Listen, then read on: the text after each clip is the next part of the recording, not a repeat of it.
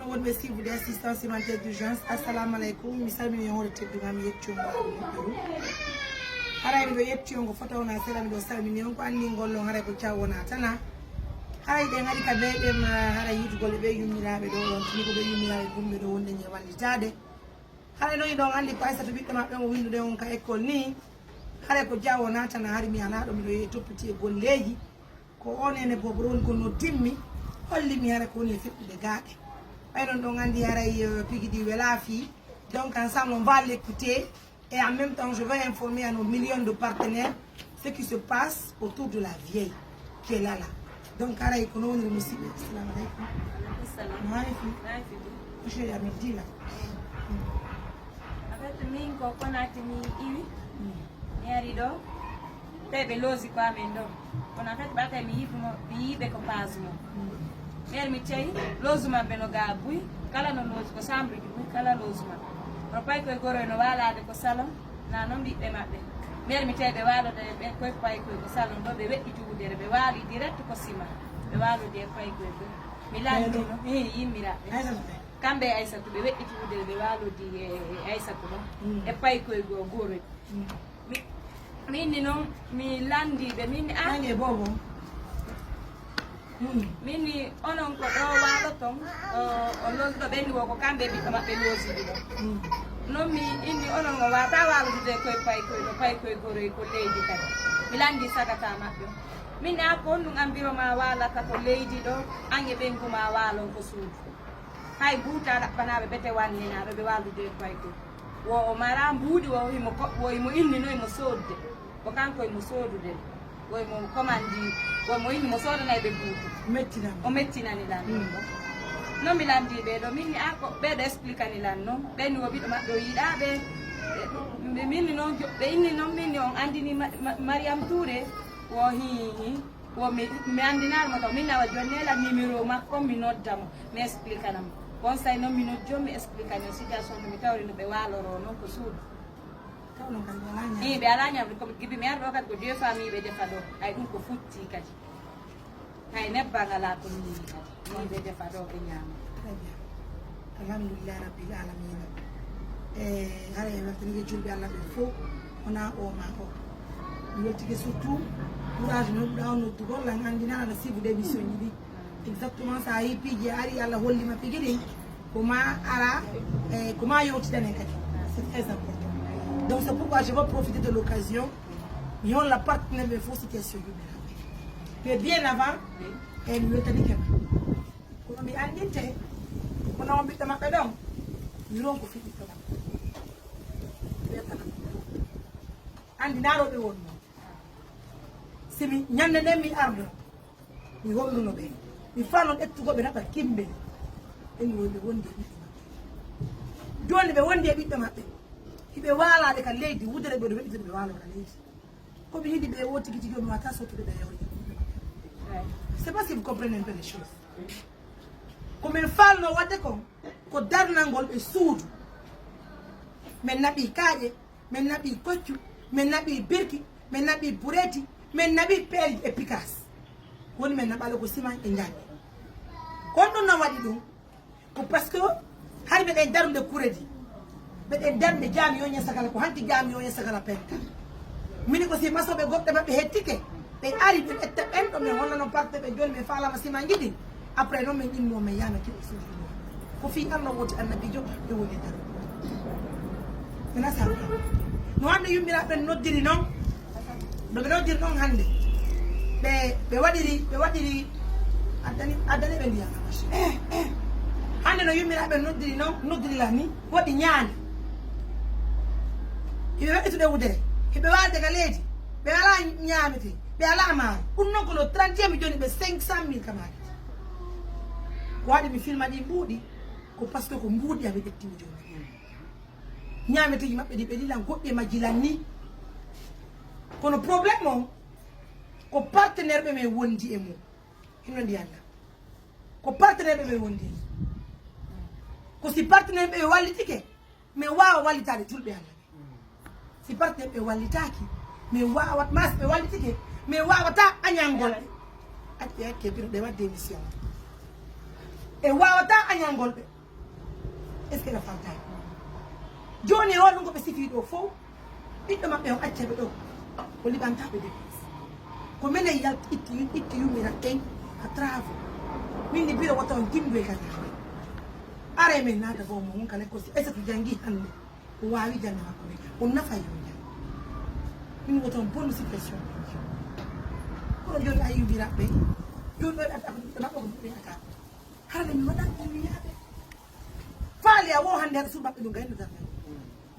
ɗum ɓe mara droit e goɗɗo addude yo goɗɗo inde darnami ɓe tawti darnami ɓe mara on droit kala ko ɓe fuɗɗi si tawi woni min waɗali yo ɓe andu ko feere nde woni waɗali wona mene wona c'est-à-dire ko Allah woni ara mo yaali déjà darnugo suudu maɓɓe ɗum mi holli ko masoɓe ɓe min haɓɓino min holla porte ɓe walla min fisiman min yaha min darna suudu maɓɓe joni ɓiɗɗo maɓɓe mo ɓe heeɓi reedu o on ɗon hulali Allah hino walli nde yummiraɓe ka leydi ka sima e wawi ƴettude mo ne foɓɓaɗa e hoore min komi waɗi ɓe goɗɗum mi waɗaɓe goɗɗum e hoore kadi on angal ñamete maɓɓe ɗon hani mi jonna e oɗo jiyo ɓe mo ɓiɗɗo maɓɓe o mi maaro ko porte ɓe gaddi ko fof mi ƴetta 100 000 francs balɗe nayi hino mo ɗo min ne waɗo retrait mami nodda goɗɗo ara mo mi addana mo muɗɗi ko muɗɗi a wona muɗɗi goɗɗo no c'est pas un partenaire qui a mayi l'argent pour que je donne à sa fille hade ɓe ni ɓe defa min ni no biro min ni mbuɗɗi ko ɓiɗɗo mo ɓe goyami joni ka fille o defama min ni so ñaami kaka ɗo ñamata ɗo kako ɓiɗɗo makko on ɓay moɗi makko ala joni ɓe yoron ko ɓiɗɗo maɓɓe kono ko biru taga mum waɗi lo 31 mi fotti maɓɓe ka saare tawi ɗo yaade sodugo tanci partenaire no addalla mbuuɗi min addalla hen montant de 100 $, j'ai fait la monnaie e yaade sodugol paɗe ɓay mi yiiɓe mi ɗin Aissatou ko ni goɗɗum noon naɓɓude ka saare mi yilti sodugo paɗe mi ƴetti hen montant de 500 000 joni mi jonni noon Aissatou 500 000 ka min ni hoote ka suudu min yeewa ɗon ñaamete ñaamon ɗiɗo kene nomi hettori o mi yaami holla partenaire ɓe ñaameteji mum ɗillan ni ɓe wallito hen tu imagines mi yilti sodugo paɗe amen c'est parce que j'ai pitié d'eux mi waɗali émission par ce que ko mbuuɗi a wona mbuuɗi partenaire jo mais hande soko partenaire ko 100 francs addama koma ƴetta image est ce que ɗa famani mais mi anda so ɓe yimɓe woni ɓe sowi sille est ce que ɓe woni ɓe ɓadde ɗuma tu as vu la façon dont elle m'a parlé ce matin il a fallu que ɓekkita golle ande mi ara fi andingol yummiraɓe hunde goɗɗo jonnale men koɓe ronkata ɓe jonnude hara min waɗali tu comprends un peu les choses joni o 500 000 ko arno hay ɓe ƴettani noon ɓurɓe joni ɓe no ɓiɗɗo maɓɓe o sakitana ɓe defa ha Aissatou yaha l'école artoro jiɓɓe ko moƴƴi noon joni anno arduɗa ɗo ni joni tawɗa ɓe ala defude simi arano mi andima ɓe holluma ɓurgoɓe joni ɓe fof ayde no Mariame Touré no hakkitiri ɓe ni ka harale mi hakkitiraali ɓe ni si partenaire ɓen addale ɓer koɓe mari kon mi sellodira e yimɓe ɓe imagine toi un peu les choses ko moƴƴi noon joni ɓe ala defude e jonnali jiyomo defana ɓe mino jonni ɓe mbuɗi 500 000 ɓe lanni 500 000 31 hande nayi no mbuɗɗi no lutti ɗo ɓe jonnali ɗi jiyomo defani ɓe ko moƴƴi noon et pourtant miɗo wakkili bir ko encore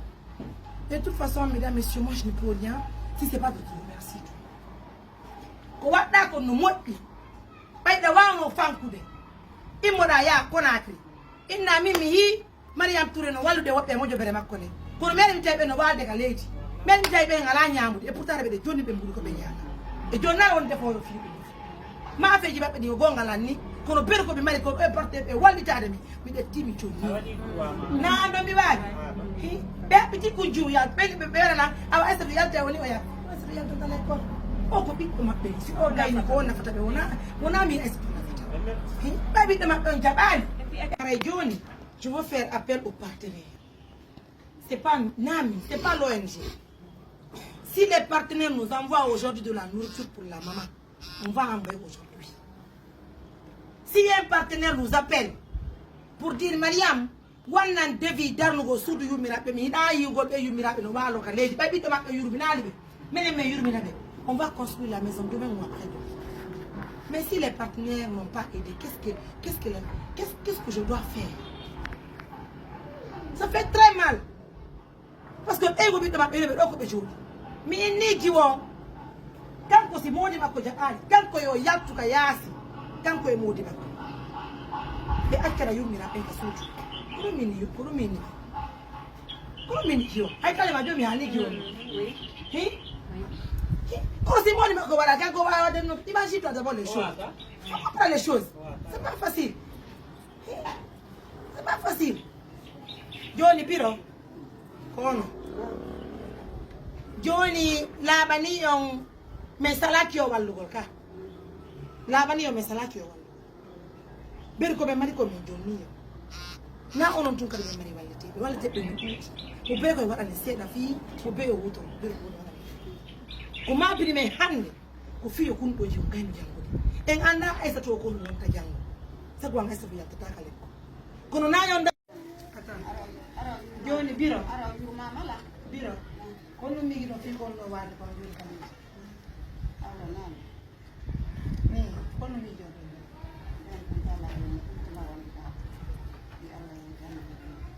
kono mi tamo ngono wide dum foka ti dan wona yi ma yi on to ne atu atto do stadi mi ko to mi atu ti ko bi mi su dale on ka su dale on de kidong andi no ay si partner be walla yon do sudu mo dal onano hawjirdo ni musu taro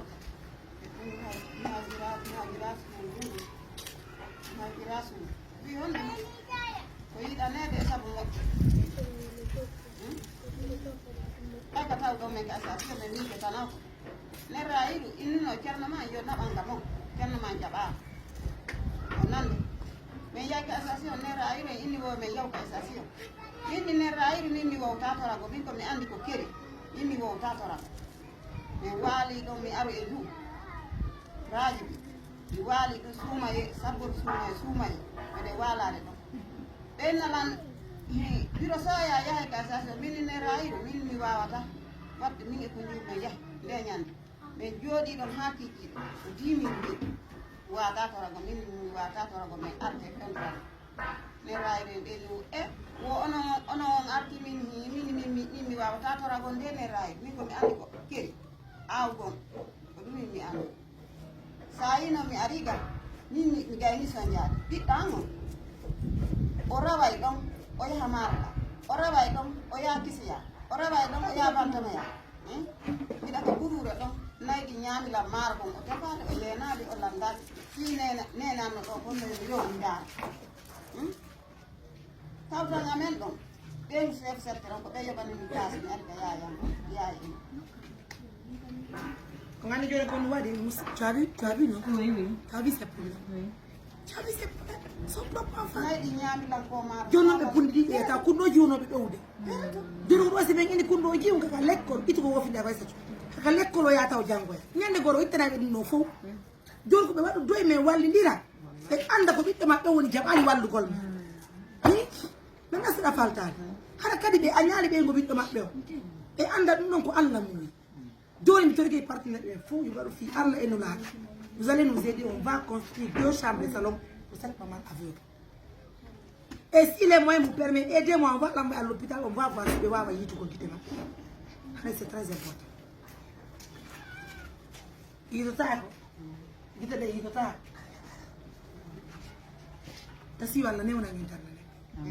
Et je prie Dieu que Dieu me donne un partenaire ce soir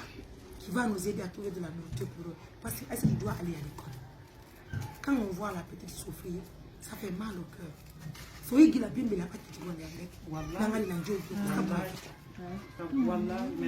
à cause de la petite là.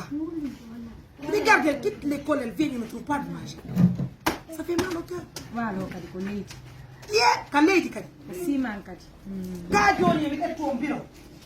Mi yalla mbodi am onon ni Aissatou. Man yaade kaame. Ɗon o wa takale do wa to danki. Ha ñande Allah muy men waawi dardugo sundu wo min darira sundu sena sena ko non jabato lambi parce que pour l'instant mi mara suudu ko mi connaɓe kono partenaire ɓe wallay mi min daranaɓe suudu kono d'ici là ɓen ka simanɓe oni waalade ɓiɓɓe maɓɓe wulaali ɗum ɗon Allah ɗo kamɓe Aissatou s'excuse dès que je parle elle pleure tu connais qu'est-ce qu'elle va devenir demain. Moi, mais je ne filme pas. Mais là, il faut que j'attende l'attention des partenaires. Et là, il est écologique. Écologique. kono na wuli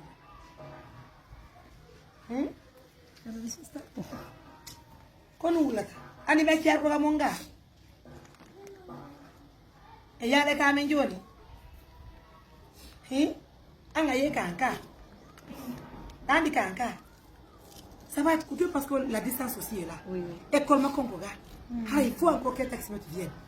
mais avec l'état de la vieille là qu'est-ce que je veux faire encore à les abandonner ici au moins toi si be arti bebe ko be nyamara na mi son jokati tu vois un peu e jona ko bi dama o fa do joni ya la joni ma be ka sudu na menen de wi ko don bori on woni ala woni dépense ko ngadi defe jonno modi ma wata na ka na be hebi mo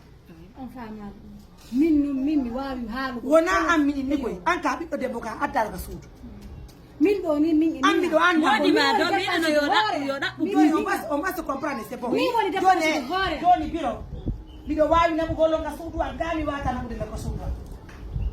e wata wonde gang e wawi wonde gang Aïssatou, et y a les gars. Je pense que c'est ça. Je veux rester avec eux. Autant pour moi que les partenaires nous aident pour qu'on puisse vraiment trouver une maison pour les gens là. C'est ça. J'ai pas le choix, mais je suis obligée de partir avec eux. Je ne me monde de voir la c'est clair. Nami woni on andi do min hay min nami woni sab hay kino be do ko min hatti hay min hari mi ala butu go min hay mi ala butu ino be do min kala kala do non wala. Ayo ngutu hapo la machine on va pas discuter. Je pense qu'on ni ala no mami ini wangu la tabu dima yo to wanne.